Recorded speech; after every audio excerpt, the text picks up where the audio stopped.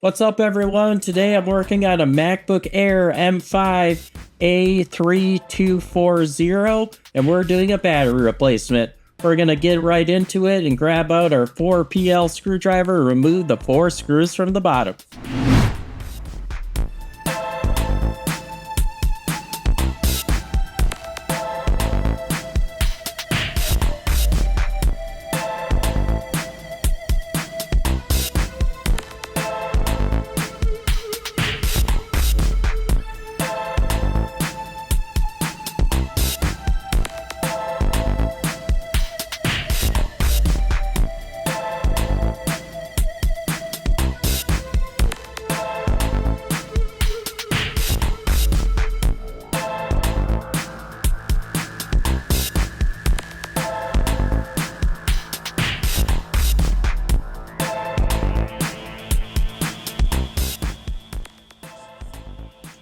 Grab out your metal pry tool and pry down here at the bottom, or I guess anywhere else, but my side on the bottom is coming up. I suspect that the battery is expanded inside and it's making it a little easier to get inside. Wow, isn't that crazy? The battery expanding on a 2025 MacBook? It just definitely must have been a defective battery, or is something new we're gonna start seeing on these MacBooks. Take your metal pry tool and twist it when you're underneath the bottom cover, and you'll hear a snap each peg that you disconnect with that. Once you have those removed, you'll slide off the back panel, just like the other MacBook Pros in the past. But if you've never repaired a MacBook Pro before, watch the whole video if you want to be a pure expert and not break your MacBook in the process. With having said that, I wanted to recommend, if you're a pure expert like me already, then you can just go to the timestamps. They'll be in the description below on this video. Well, won't you look at that? The battery on the left here is a little bit expanded, so my hunch of the battery being expanded was right. So we're going to grab out our T3 screwdriver and remove these 2 screws over top of the battery connection.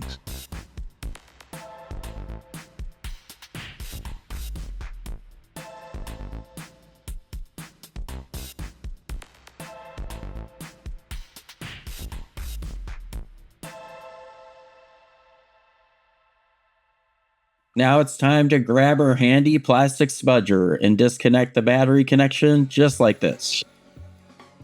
Once the battery's disconnected, we can grab out our T3 screwdriver, remove these 2 screws over top of the trackpad connection, and get that disconnected because it's over top of the battery.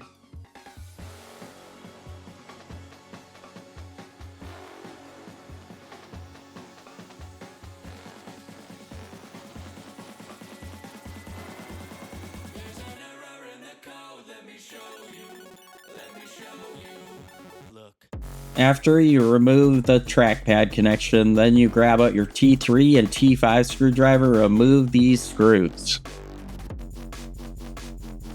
If you plan on doing this repair yourself, I recommend that you join my Discord channel that's on the link in the description if you want to join and post your repair on my Discord. I'd much appreciate to see how many people out there are actually going through with doing it themselves.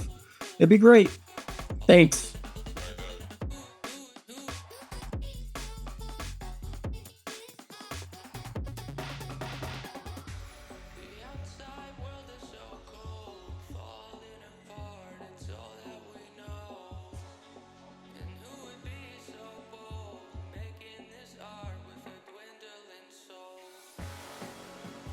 Now that those screws are removed, you can grab some fine pointed tweezers to grab the pull tabs down at the bottom, and then you pull them out straight down towards you, and they're pretty long, so just take your time and hopefully they don't break so you don't have to pry out the battery.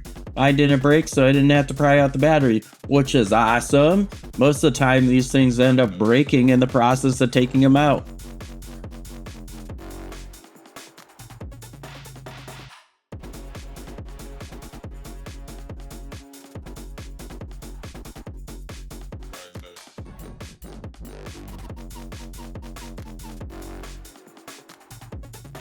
get to see my band-aid finger and my cut up hands during this video, I just want to say the repairs won't stop, and I'm not stopping at all. But I do sometimes get cut up in repairs and then have to just do a repair afterwards.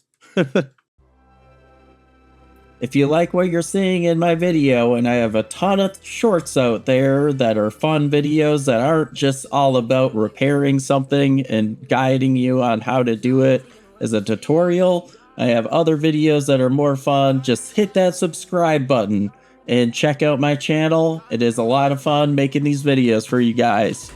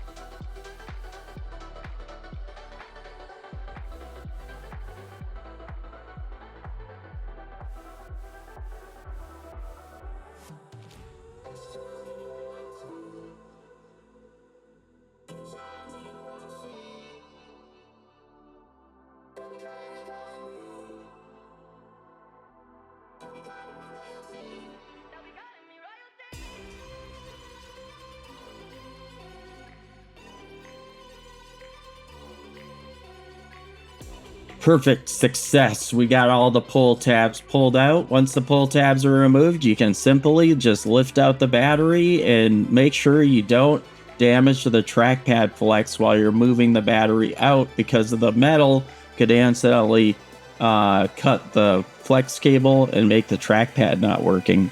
So be careful about that.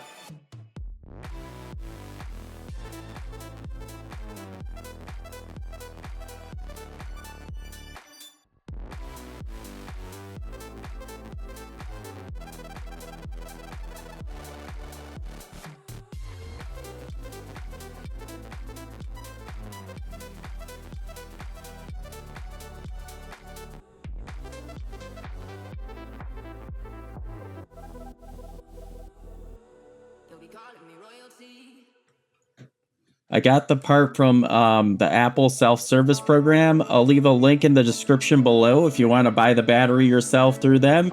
It is quite a bit expensive. It's $150 just for the battery, and I charge $350 for the repair.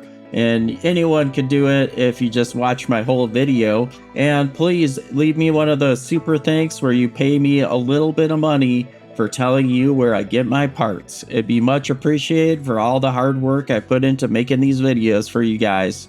Thank you again for watching the whole video, and we're gonna put this thing back together. And this one came with the adhesive tabs, which is nice. You might have to buy them separately, but some reason mine did end up coming with them, which is really cool.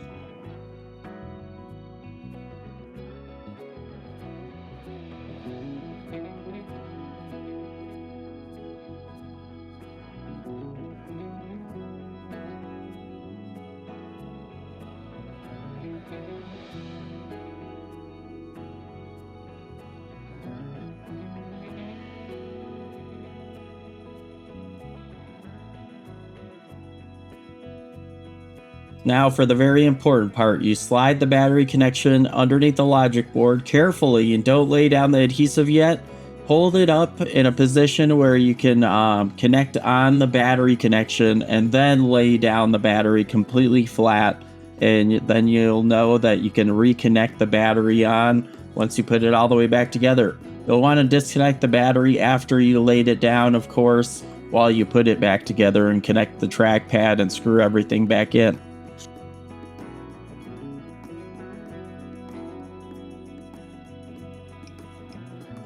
This connector likes to fight with you a lot, so you might struggle and have to just try again and again until you can get the connector to connect, like I did.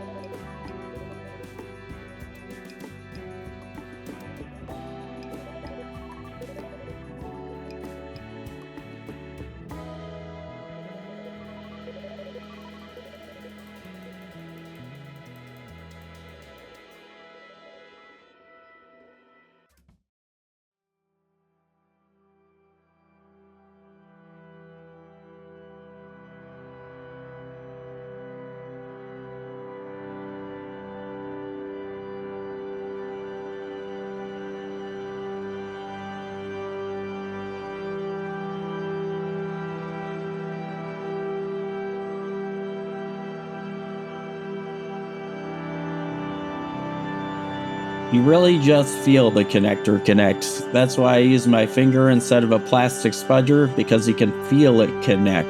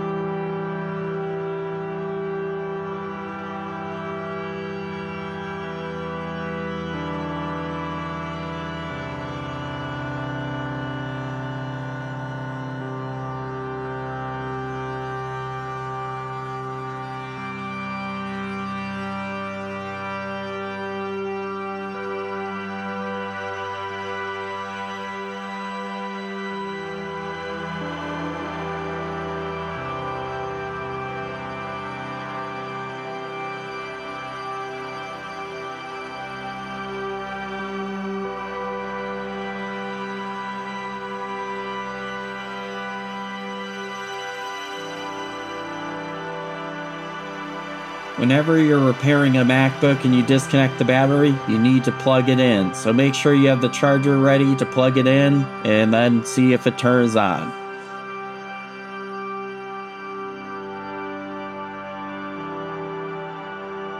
And the repair was worth it. Woohoo, we got it fixed. It's turning on. And there was one thing I wanted to point out is that it doesn't give you any sort of weird message if you replace the battery. It's your tech